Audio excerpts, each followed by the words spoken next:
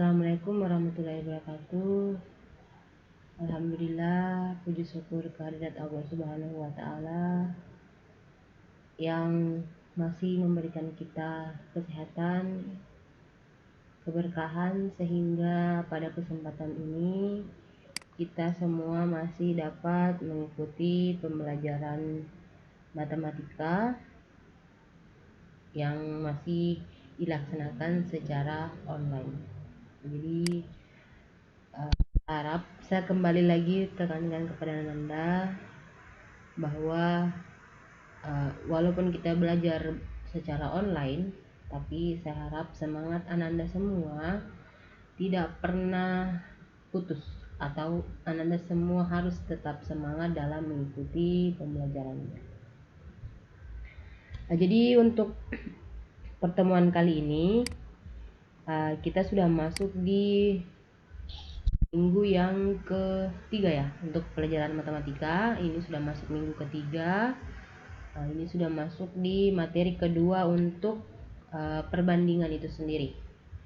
Jadi untuk minggu ketiga ini kita masih bahas tentang perbandingan. Oke, kita lanjut saja. Jadi kompetensi dasar untuk pertemuan kali ini masih sama seperti yang kemarin, masih 3.7, menjelaskan rasio dua besaran, satuannya sama dan berbeda. Kemudian yang kedua, menyelesaikan masalah yang berkaitan dengan rasio dua besaran, satuannya sama atau dan satuannya berbeda. Jadi masih yang kemarin ya. Jadi tujuan pembelajaran kita untuk pertemuan kali ini, yang pertama, tujuan pembelajaran pertama menjelaskan pengertian skala. Kemudian yang kedua, menghitung faktor skala, dalam hal ini faktor pembesaran dan pengecilan.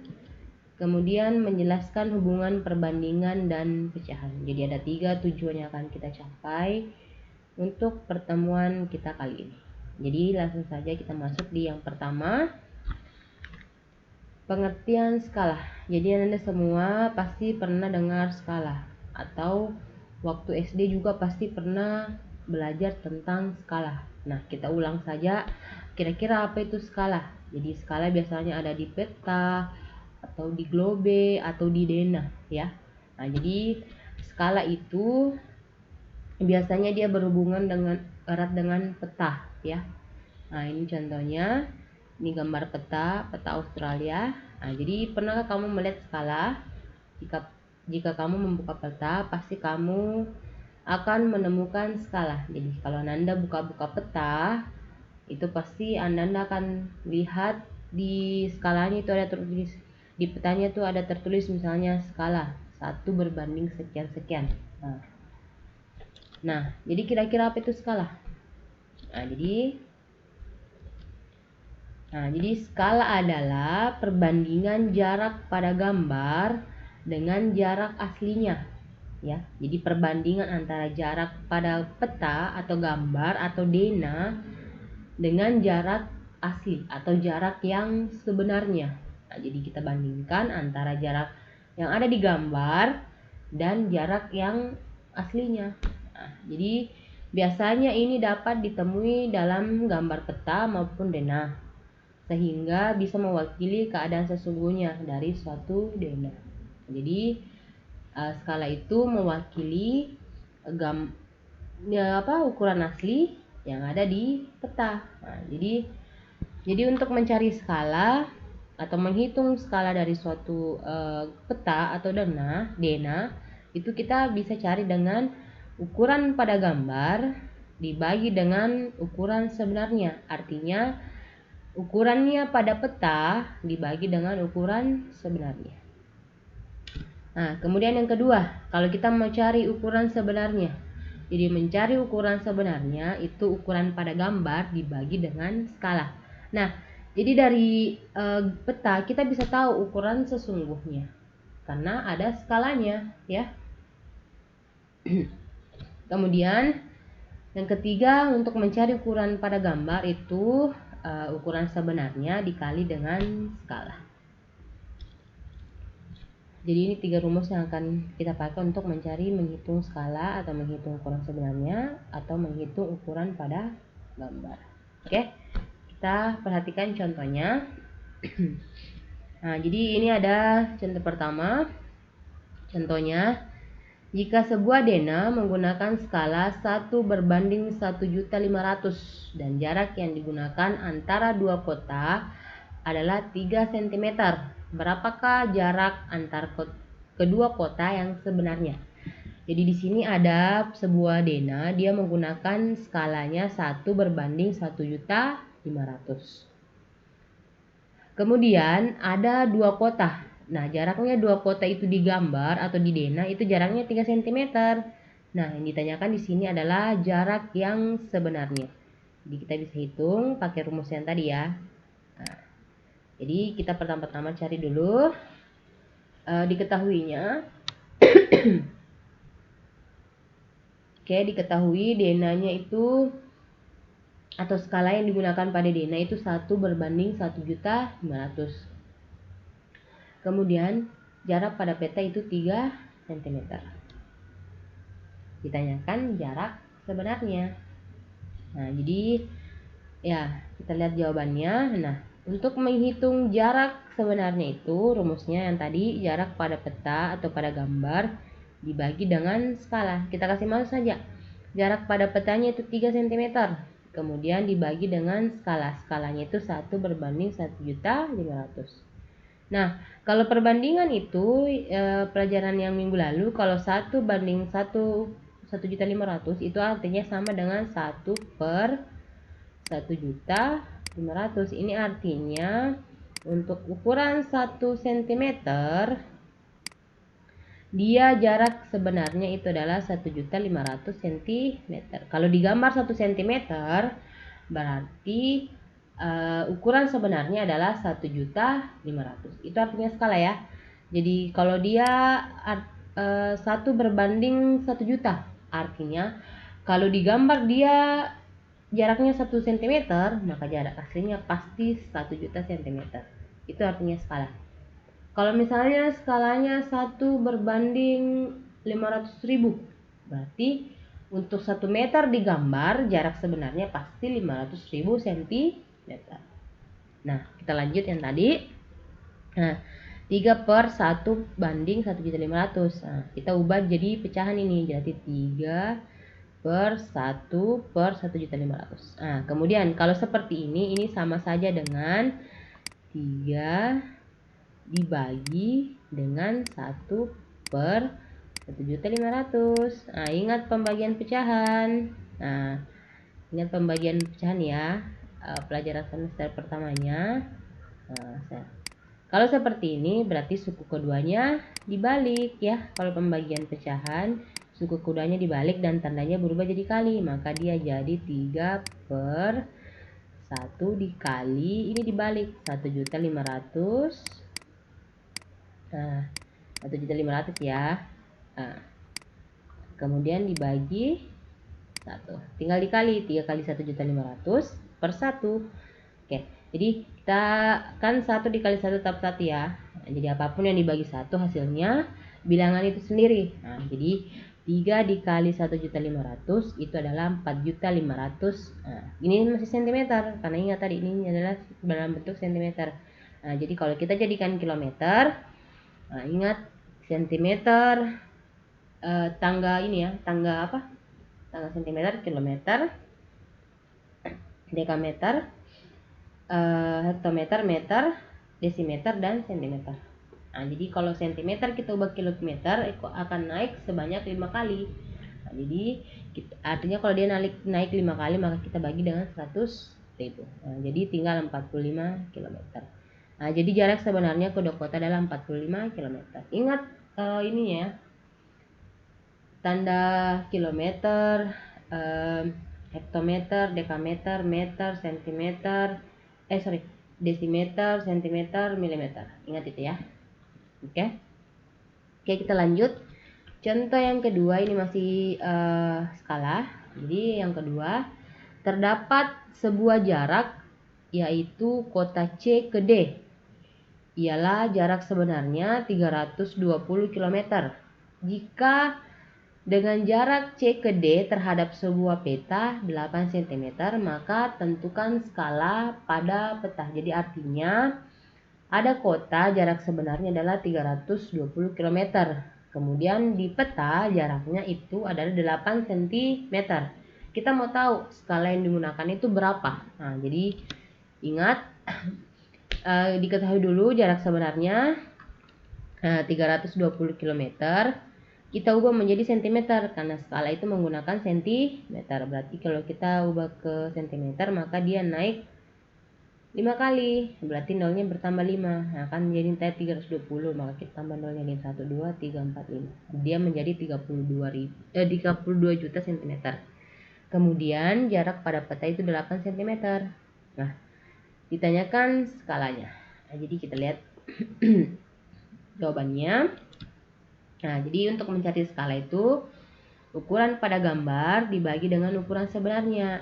Jadi ini ukuran pada gambar 8 cm atau ukuran pada petanya. Kemudian dibagi 320 km. Nah, kita ambil karena ini satuannya cm, ini kilometer, kita samakan. Nah, jadi 8 per ini tadi kita ubah jadi cm, jadi 32 juta cm. Kemudian kalau seperti ini kita sederhanakan, artinya dibagi angka yang sama. Sekarang di sini 32 bisa dibagi 8 ya. Nah, jadi masing-masing kita bagi dengan dibagi dengan 8 per 8. Kita bagi dengan angka yang sama ya. 8 bagi 8 1, kemudian 32 juta dibagi 8 itu 4 juta. Nah, jadi skala yang digunakan adalah 1 berbanding 4 juta. Itu artinya kalau digambar 1 meter maka jarak sebenarnya adalah 4 juta. Oke, kita lanjut. Yang kedua, ada namanya faktor skala. Nah, jadi faktor skala itu adalah faktor pembesaran atau faktor pengecilan ya. Oke, dalam hal ini kita bahas apakah dia membesar atau mengecil. Oke, kita bahas dulu apa itu faktor skala ya. Jadi faktor skala adalah perbandingan antara ukuran model dan ukuran sebenarnya dari suatu benda. Jadi ada gambar atau ada model, kita bandingkan dengan ukuran sebenarnya pada suatu benda. Entahkah faktor skalanya diperkecil ataupun lebih besar daripada benda yang sesungguhnya ya. Jadi kalau kita bahas tentang faktor skala berarti ada dua, entahkah faktor pembesaran ataupun faktor pengecilan. Kalau pembesaran artinya bendanya kita perbesar ya, kita perbesar. Kemudian kalau pengecilan berarti bendanya kita bandingkan dengan yang lebih kecil. Nah, itu artinya ya. Jadi kita membandingkan antara ukuran sebenarnya dengan sesudah diperbesar ataupun sebelum diperbesar atau diperkecil. Nah, itu ada dua. Jadi kalau kita membahas tentang faktor skala itu selalu ada dua, yaitu faktor pembesaran dan faktor pengecilan. Nah, jadi kalau faktor skala untuk kalau dia diperbesar atau bendanya diperbesar, maka itu mencarinya itu ukuran foto setelah diperbesar dibagi dengan ukuran foto sebelum diperbesar. Nah, kemudian kalau dia dikecil atau pengecilan, faktor skalanya itu ukuran foto setelah diperkecil dibagi dengan ukuran foto sebelum diperkecil. Ya, intinya sama rumusnya. Kita lihat saja apakah dia diperbesar atau diperkecil. Oke, sekarang untuk mencari ukuran foto setelah diperbesar atau diperkecil itu sama, mencarinya itu faktor skala dikali dengan ukuran sebelum diperbesar atau diperkecil. Kemudian yang kedua, ukuran foto sebelum diperbesar atau diperkecil itu cara mencarinya ukuran foto setelah diperbesar dibagi dengan faktor skala. Jadi ingat ini rumusnya ya, yang ketiganya. Nah, jadi faktor skalanya entahkah diperbesar atau diperkecil, kemudian ukuran fotonya, kemudian ukuran sebelumnya. Oke, kita bahas contohnya. Ini contoh yang pertama. Nah, nih, sebuah foto tinggi dan lebarnya berturut-turut 8 cm dan 6 cm.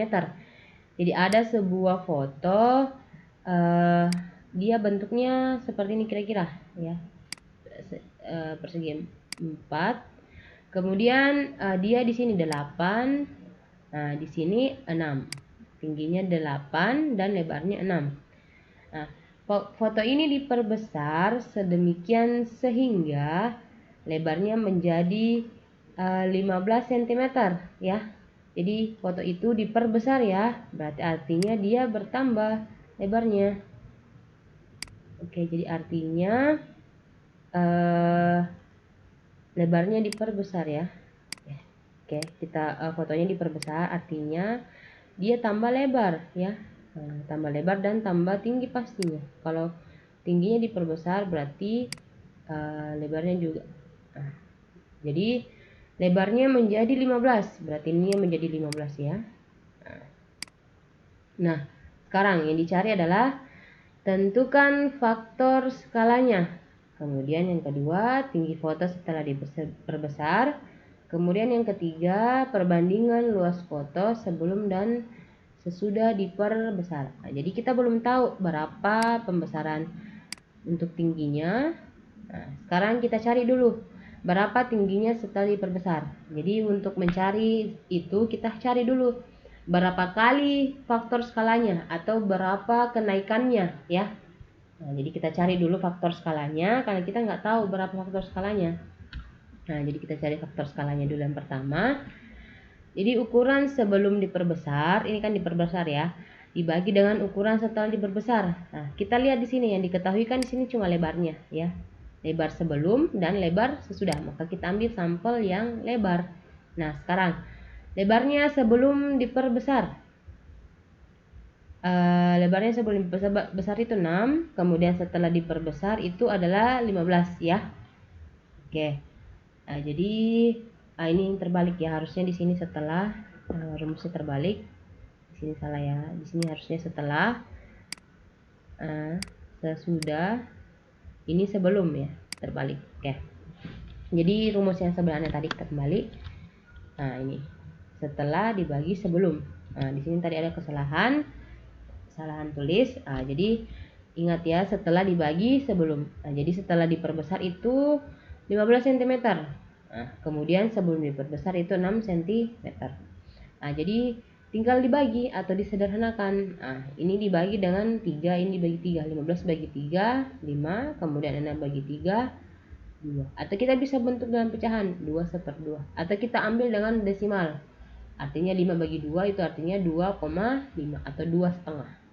Jadi kita sudah dapat faktor skalanya 2,5. Artinya dia membesar sebanyak 2,5 kali.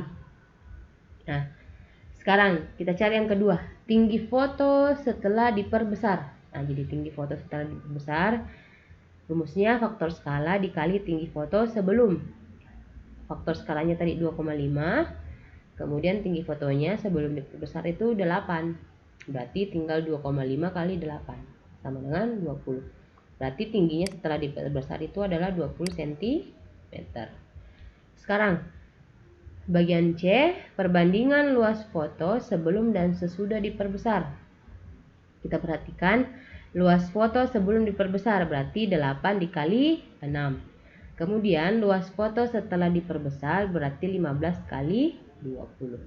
Nah, jadi tinggal kali 8 kali 6 48, kemudian 20 kali 15 300. Kemudian kita sederhanakan, dibagi angka yang sama.